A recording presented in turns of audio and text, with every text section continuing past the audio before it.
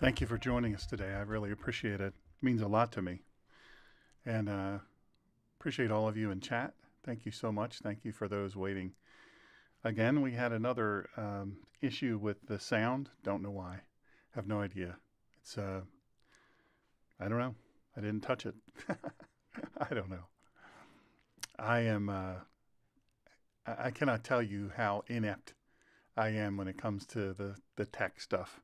There's probably some setting or something has to be done every time, but I don't know. I don't have any idea. Well, welcome. We appreciate you.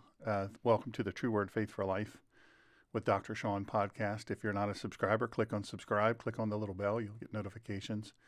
If you are listening through our audio only podcasts, wherever you listen to podcasts, which is literally all over the place, I would appreciate it if you'd come over to the YouTube channel. I'll put the link in there when you're listening. You can look on the show description. There'll be a link in there, and then click on that link, and then click on subscribe and hit the little bell. You'll get notifications. There's not a notification system in the audio that I'm aware of. So wherever you listen to podcasts, that's where I'll be. So, follower of the way. By the way, I did a show yesterday. I did a broadcast yesterday. It was on how God sees you, not like you see you, but how he sees you. I'd encourage you, if you didn't listen to that broadcast, I would encourage you to listen to that. It's free. It's under the live tab. Quite a compelling thumbnail there. And I would encourage you to listen to that, especially now coming into the holidays. There's people that are down. This is a hard time for a lot of people. So I would appreciate that. Thank you. So, follower of the way, what kind of cult am I in? I get asked that question a lot. And I'm surprised that I get asked that question. I'm still surprised that I get asked that question because I've explained it a lot of times on this channel and other places where I appear, and on Christopher's channel. And a lot of times, good morning. A lot of times people will ask me, it's sort of their vetting process, if they're going to listen and subscribe. And they say, well, what denomination are you? And I tend to always ask, well, that's an interesting question. Why do you ask? And they will say, well, I'm just, before I, get involved in listening, you've said some things that I don't really understand. And so I don't want to get involved in something. I want to be discerning. And I appreciate that. Sure. I absolutely do. You always want to be discerning. Absolutely. But they say that, and when I say, well, when you say denomination, what are you referring to? And they always, they always look at me, or they always, if I'm on the phone with them, they always have a little bit of a surprise, and I can always discern the surprise. And they say, you have doctorates in theology and you don't know what I'm talking about when I'm talking about denomination? And I respond with, no, I know what denominations are. I'm just curious what they mean to you. What does it mean to you? And they'll look at me kind of funny and say, well, I'm Baptist. I say, okay. Well, there's about 17 different subsets of Baptists. Which Baptist are you? Just Baptist. Okay, well, are you independent fundamental Baptist? Are you Reformed Baptist? Or, which are you? Which is the Baptist? Which Baptist are you? There's Southern Baptist. There's all these different things. And, it is what it is. It is what it is. And then I'll say, there's Methodist, there's African Methodist Episcopal, there's Episcopal, there's Presbyterian, there's Presbyterian PCA, there's PCUSA, there's all the different ones. And so there's all these different ones, and I always find it funny. Because they're so caught up in this. And I don't know if maybe you are. Maybe this is how you measure people. And I appreciate that. I can appreciate the fact that people measure people different ways. And that is, for some, an easy way to do it. But I tell people, once they're finished with all of that, or once I'm finished asking them questions, I will tell them, I will say, well, I happen to be a follower of the way. They always look at me kind of funny and with concern, and they say, well, follower of the way, what's that mean? Hmm. They're concerned. They have this look of concern on their face. And, if I'm talking to them in person, but if they're on the phone, they'll say, what does that mean? And I always say, well, think about it. Follower of the way. And then I explain what I'm about to explain to you. Now, it's not that I mean a hill of beans. I don't mean a hill of beans in this world, but people often ask me, why do I say I'm a follower of the way instead of Baptist or even non-denominational? And sometimes they ask politely because they're curious, and other times they're just religious Rottweilers barking mad about yet another thing they don't like about me. Speaking of religious Rottweilers, under the Live tab and under the Recording tab, the Video tab has the audio only, and the Live tab has the video. You can watch an episode I did on Saturday. Yes, I was fired up in response to a letter I received. So I would encourage you to do that, and I'd be honored if you do that, actually. So, a follower of the way. It's a term used in the New Testament to refer to early Christian believers. And you will frequently hear me say that we've got to go back to our Hebrew, Aramaic, and Greek roots, but especially the Hebrew and Aramaic, because that's the culture from which our faith came. Right? You say, well, I'm not a Jew. I'm not trying to be a Jew. I don't want to be a Jew. And some folks say that with a little bit of anti-Semitism, want to be linked. And they look down on Jews because, they say, well, the Jews didn't accept Jesus. The Jews crucified Jesus. Well, I teach on that. Not completely correct. It's a massively growing movement of Messianic Jews, massively growing movement, and even Orthodox Jews who are not Messianic. Remember, God made a covenant with them. And there's much we can learn. They've had the documents, these ancient biblical documents, for thousands of years longer than we have. They've been studying them and living by them word by word and line by line. As my dear friend Pastor Steve says, line by line. So, we need to pay attention a little bit. They knew more about a lot of things than we do. So, the follower of the way, when you go back to the original culture, you will find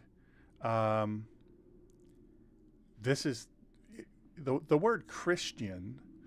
The moniker Christian was a label. It was a, how could I put it? It was a pejorative, let's say. So it was not a positive thing. They weren't saying this in a way that was, they weren't being friendly when they were calling, those Christians over there. The Christians are rabble-rousing again. They're causing trouble again. You know what I'm saying? So this is what's interesting to me. I always have found that we monikered onto that name, and we, for one reason or another, we clicked onto that, and we said, yeah, this is what we're going to call ourselves. Just like the cross. We wear crosses now. I don't wear any crosses any longer, and I don't throw rocks at people that do. But that would be an offense to followers of the way. That would be an offense to wear the cross, because the cross was the ultimate disgrace. Now, yes, it's an empty cross for sure, and that's the way I would explain it if you wear it. See, I wear a cross that's empty because the cross, he vacated the cross, but he also vacated the grave. And so I think it's important to remember the vacated cross and the vacated grave. It served a very powerful purpose in our faith, in our redemption. So, but I think it's very important to recognize that little things don't mean a lot; they mean everything. So we have this situation where we we're expected to generate a label for our faith. We're expected to be able to regurgitate to somebody what we are called. What are we called? And some years ago, I went through I don't know. I don't know that I would call it an awakening. Yeah, I would call it. You could call it an awakening. I'd always kind of been awake, but I started to realize that I was not taking seriously enough the important little things. Yeah, the big things, I'd given good attention to the big things, but not enough to the little things. So, what did I do? I started really looking at things. Labels. Why are churches called what they're called? Now, in my first doctorate, actually in my master's, I did a deep dive into some of the top 10 largest religions in the world, the most influential religions in the world. And then I looked at in my doctorate the subsets, the different, you've got, of course, you've got Protestant, you've got Catholic, you've got Judaism, you've got Islam, you've got all these different things. Islam is not a religion, by the way. It's a religious, political, and military ideology. One of these days, I'll do a teaching on that.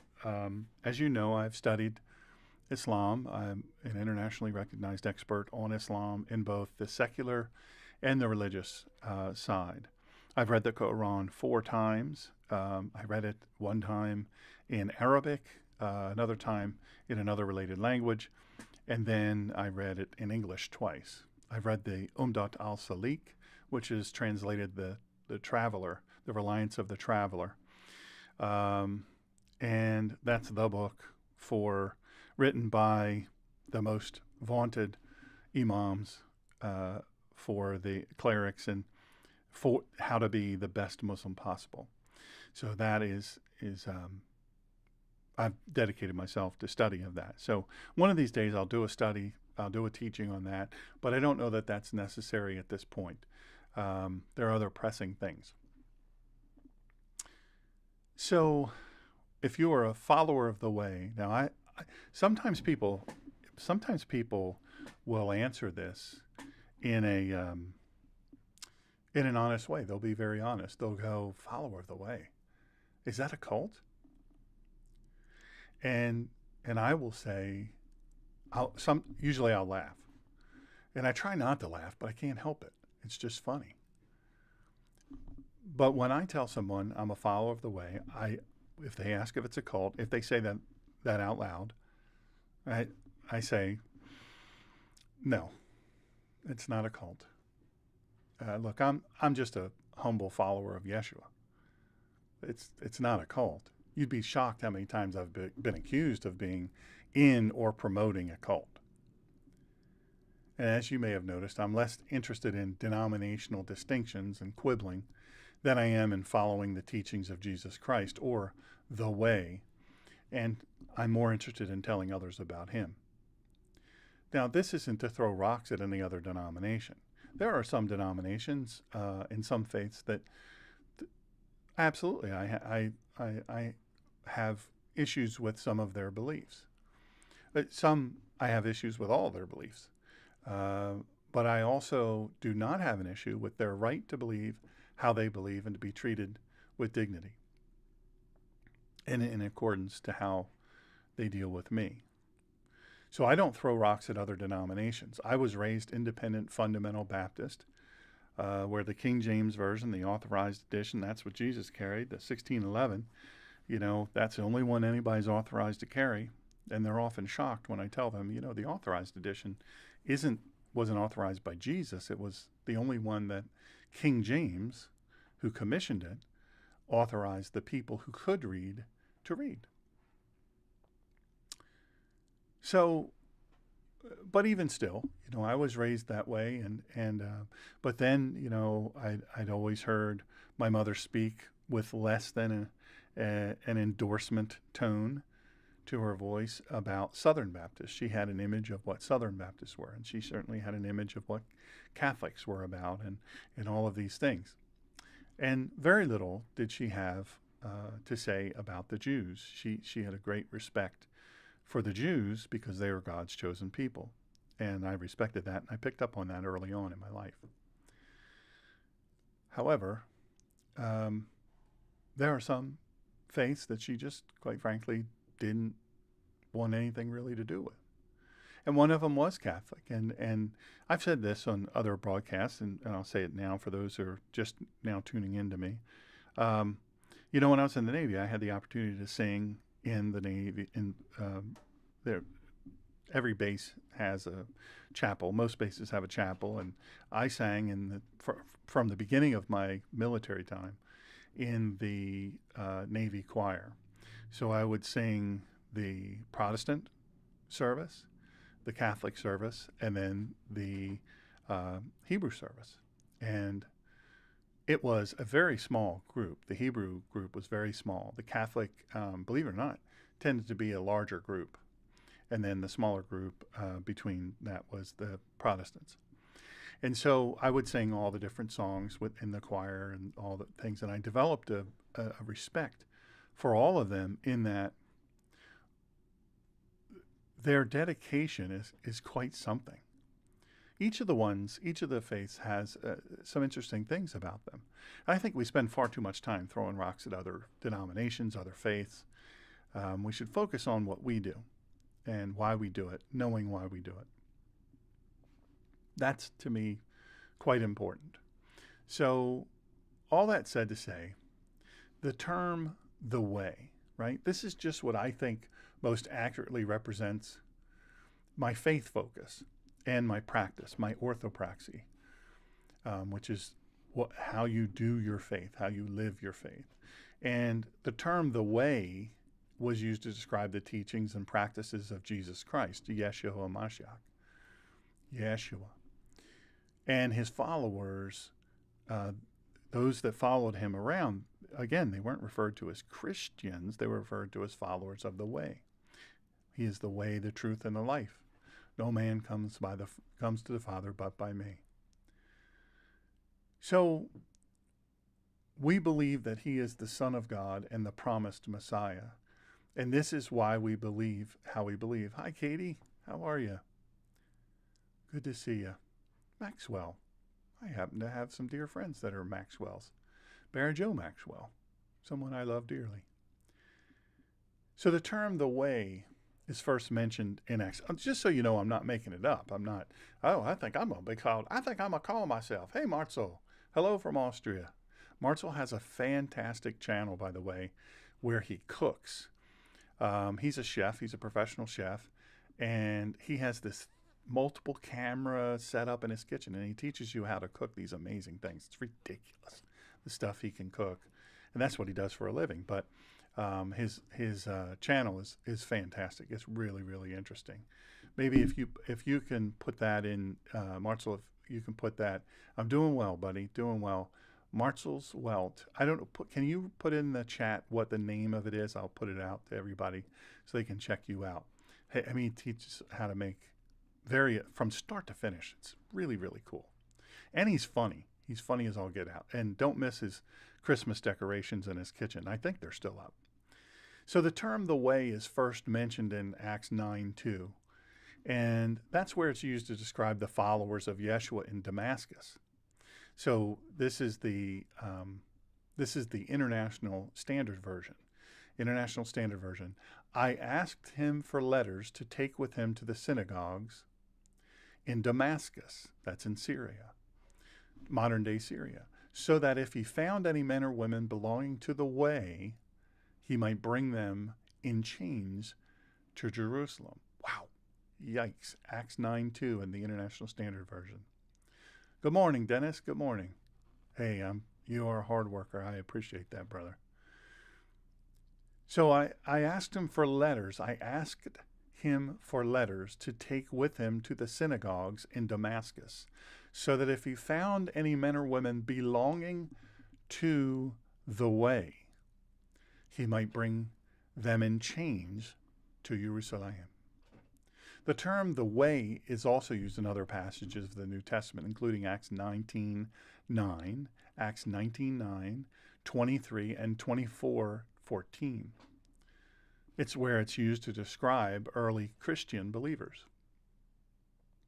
Today, Marzl's Welt, yes, that's what it's called, Marzl apostrophe S Welt, Marzl's Welt. So that's cool.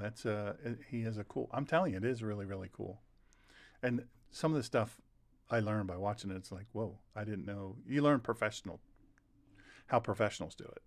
And but he uses all normal stuff to make it. I don't know how he does it. And I'm always hungry. When I watch it, I'm always hungry, which is not good.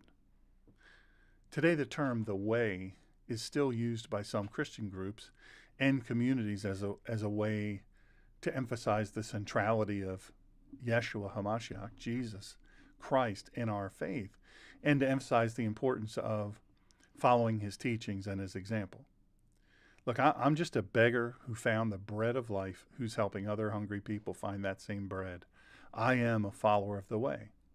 Now, I want to share with you why this, you might think this, what does this have to do with being him saying follower of the way and the origin of follower of the way and why he's called that and all these things. But I want to share with you why it's important to work on your emotional intelligence. You know, we have our IQ, our intelligence quotient, but then there's also the emotional intelligence. And as we come into the holidays, this really comes into play. So the statement, you heard me say it yesterday, and you heard me say it on Saturday. The statement, psychology is more infectious than the flu, speaks to the profound way in which human thoughts, emotions, and behaviors spread among people. Here's a deeper look at this idea. Emotional contagion. Emotional contagion. Humans are wired to pick up on each other's emotional states. When somebody is happy, anxious, or angry, their mood can quickly influence those around them. And you know that. If you live with a person, if you're married to a person, if you have children, you know that their moods a lot of times will influence you. They will influence you. Good, bad, or indifferent. Happy, anxious, or angry. Sad. Some that are in hopeless mood, that'll influence you. You have to be careful about that. So that's called emotional contagion. This phenomenon often occurs subconsciously. You don't realize that that's happening, and it spreads like a social virus, if you will. But then the next thing is groupthink and peer pressure. Groupthink and peer pressure. Psychology influences group dynamics. The ideas, beliefs, and behaviors, they spread quickly within groups due to the desire for acceptance. You're in that group because you want to be accepted. And other people want to be accepted. And so conformity happens, just as a natural byproduct of that. So what can happen from this? This can lead to positive trends, like adopting healthy habits, or harmful outcomes like panic or mob mentality. So then there's social media amplifications. And when I was writing this, I really wanted to include something about this, because social media is a powerful influence now. In today's digital age, psychological infections spread faster than really ever through social media, memes, viral trends, divisive narratives. You know, the negative spreads so quickly. It's in moments, spreads in moments to millions and millions of people. When someone says, oh, I went viral. Now, I did go viral on a couple of things that I've done, a few million views. But I didn't seek to replicate that just for the sake of going viral. But viral It's a game changer. Good or bad? Good or bad? I don't know if you've ever experienced it. Somebody coming up against you. Maybe you did a post and someone came up against you, and boy, then all of a sudden another one jumped in, and then another one jumped in, and another one jumped in. There are social media platforms for neighborhoods. One of them's called Nextdoor. And I don't get on that because, very rarely, I should say, because it's just, we had a version of that where we used to live for the town. And I thought, wow, man, these people are rude. These people are mean. And very often they don't know what they're talking about. So these infections, these psychological infections, they spread faster and faster and faster. It's millions of moments. And then it shapes the collective thought and behavior. Mirror neurons. Now, this one's a little techie. Number 4 is mirror neurons and imitation. Our brains are equipped with mirror neurons. And if you study the brain, you will find the mirror neurons to be very, very important. They help us to empathize and imitate others. And this neurological feature explains why yawning, laughter, or even stress can be contagious. You see somebody yawn.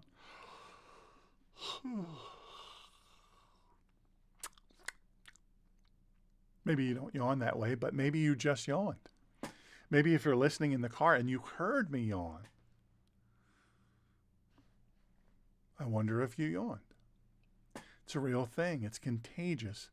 Mirror neurons and imitation. So laughter, not just yawning, but laughter.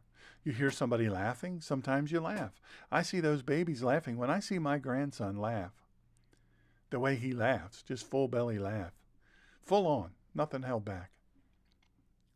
I love it. I love it. And I just laugh. I don't even have to have the volume. I can just see him and see him so happy and smiling so big. That's contagious. But also the negative can be contagious. So here's number 5, cultural and normative shifts. Entire societies can undergo psychological shifts based on the ideas that spread through influential leaders, media, or movements. Over time, this can reshape values, norms, and behaviors on a massive scale. And all we have to do is look at the DEI movement, diversity, equity, and inclusion. All we have to do is look at the BLM, the Black Lives Matter movement. They seized upon a lie. They are not good people. Most of them are in jail. It's clear that they extorted money. I think hundreds of millions, if not billions of dollars. And because people wanted to virtue signal, everything moved toward that. You see signs in yards, BLM signs. You see all kinds of people. You see entire NFL fields. You see the basketball courts in the NBA and the WNBA. You see soccer teams and the professional soccer. You even see it extend to the colleges. It's a movement, and it moves in a direction. It's like a tidal wave. And sadly, it reshapes values, norms, and behaviors. Now, this is on a massive scale, but it could be for good. In essence, while the flu spreads biologically, psychology spreads socially and emotionally, influencing minds and shaping behaviors at a pace and a scale that sometimes can feel unstoppable. It can actually feel unstoppable. This underscores the power of human interaction and the need for awareness of the psychological influences in our lives. Now, when I say, obviously I said this for a reason, and I want to link the two for you the best that I can. I talked about being a follower of the way. And Yeshua, without the benefit of social media, without the benefit of television, without anything really, but people telling people, word to word of mouth. And so Yeah, Samantha, you're absolutely right. Katie mentioned that I yawned, then she yawned, and then the dog yawned. That's funny. And then Samantha mentioned she works at a college, and this groupthink, this way things go is just, you look at the I don't call them protests, I call them riots. When you break into a place and you spray paint and you break and you camp out on the quad and you make a total mess of things and you're threatening Jews. No. That's time for the law to come in and start busting heads and locking folks up and kicking them out. But sadly, the many of those schools, the Ivy Leagues, the top schools allegedly in our country, they the leaders of them encouraged it. They're part of it. So that groupthink, and it's a completely uneducated bunch. I mean, you say, well, wait a second, didn't you just say they're from the Ivy League, some of the top schools? Well, you can be uneducated. You can be very, very well sheepskinned. You can have lots and lots of sheepskins on the wall, but you can be very poorly educated. So one of the things that I seek to do in my teaching, in both my books, my public speaking, and in this, is I want to help people learn how to think critically, how to think beneficially. And one of the biggest things we can think about is our faith. How do we live out our faith? So I say, very often, I identify as a believer. I identify as a follower of Yeshua. I identify as a follower of the way. I'm not perfect. I'm so far from perfect. I'm as broken a person as you think you'll ever meet. But I also know I'm redeemed.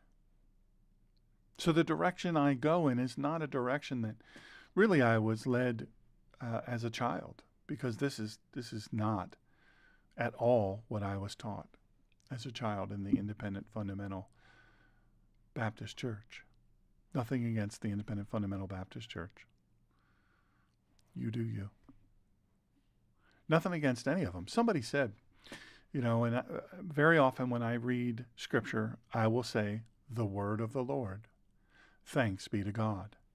That is something that people will say, well, that's very Catholic of you. And in fact, I've had it pointed out. Different people, I apologize, I'm having trouble sitting up straight today. I got to put my brace back on. A lot of people, I'd say 4 or 5, have sent me messages saying, hey, there's a lot of Catholicism in your... And then I have to remind them, the word of the Lord, thanks be to God, is from Scripture. And a reverence for the word of God to man shouldn't just be a Catholic thing. It should be a every faith thing. So I read that to remind myself of what I'm reading, how powerful it is. This is why my hand is on the Bible when I do these podcasts. It's just so important to me. I don't think I'm perfect because I know I'm not perfect. I'm not part of a cult. I'm just a beggar who found the bread of life. I'm a follower of the way, trying to help other people find that same bread. We're trying to just walk the way, right? The way. We're trying to find a way to walk in the way. Jesus sought to persecute followers of... So let me go back. I wasn't going to do this, but I'm going to, just because it fits. So I mentioned the way is first mentioned in Acts 9:2, when Shaul, or Paul, before his transformation, his encounter with Yeshua, his whole life was sought to persecute followers of Ha-derech. So in the complete Jewish Bible, this is how Acts 9:1 and 2, I'll give you 1 as well. He went to the Kohen Hagadol, and he asked them, these are the religious leaders, for letters to the synagogues in Damascus, which is Damascus, authorizing him to arrest any people he might find, whether men or women, who belong to the way, and bring them back to Jerusalem. This is again Acts 9, 1 and 2. So, this is why it is so important to really recognize how transformative God can be. Because let's think about what he did in Paul and Shawn. You may be thinking as Thanksgiving comes, you know, a lot of times there's a lack of personal identity. I guess I'll put it that way. And I've counseled countless people. And as some of you know, I used to have a practice before I got hurt. And when I would counsel them, what I would find is they don't know who they are. They've got lots of labels, but they don't know who they are. And a lot of times, most of the time, I'd say almost all the time, the reason they don't know who they are is because they don't know whose they are. And as we come into holidays, this can be a super, super tough time for lots and lots of people. Maybe it's you. Maybe you're listening out there and you're dreading. You're dreading because you have toxic family, or maybe you don't have any family around you at all. Maybe your Thanksgiving and your Christmas is going to be very quiet. Maybe there's going to be struggle. Maybe you're going to struggle to bite your tongue and not say things that you know there's no benefit in you saying. You just get through. You have to know who you are. You have to know who you are and whose you are. I don't call myself a follower of the way because I need a label. I don't call myself a follower of the way because it makes it easier, because it doesn't. When you call yourself a follower of the way, traditional Protestant faiths just shake their heads and they, what are you doing? What are you doing? But here's the thing. Even though I know that I am as flawed a person as you'll ever run across, I know whose I am. I follow the way, the truth, and the life. I follow the only way to my redemption, the only way to your redemption. I can't encourage you enough. Listen, I'll be on at 1 o'clock this afternoon with Christopher on Christopher Brock's channel. I'll be talking about what I talked about yesterday. And if you didn't catch that, and you want to catch it again, you're welcome. You're invited. But listen, I'll be away part of the time for Thanksgiving. I won't be able to do a broadcast. I want you to understand that no matter what your circumstance is, no matter if you feel all alone, your identity, your moniker, your label is a follower of the way. If you believe in Jesus, if you've placed your faith in Christ, if you asked him into your heart, I'm telling you, he'll change you. He'll improve you. He'll grow you. Won't always be easy. It's not ever always easy. Trust me when I tell you.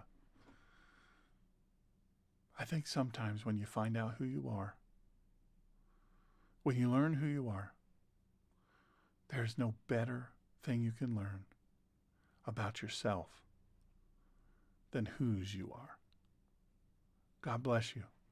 I hope that you have a happy, happy Thanksgiving wherever you are in the world. Absolutely know that you are loved. Shalom, shalom, shalom alaikum.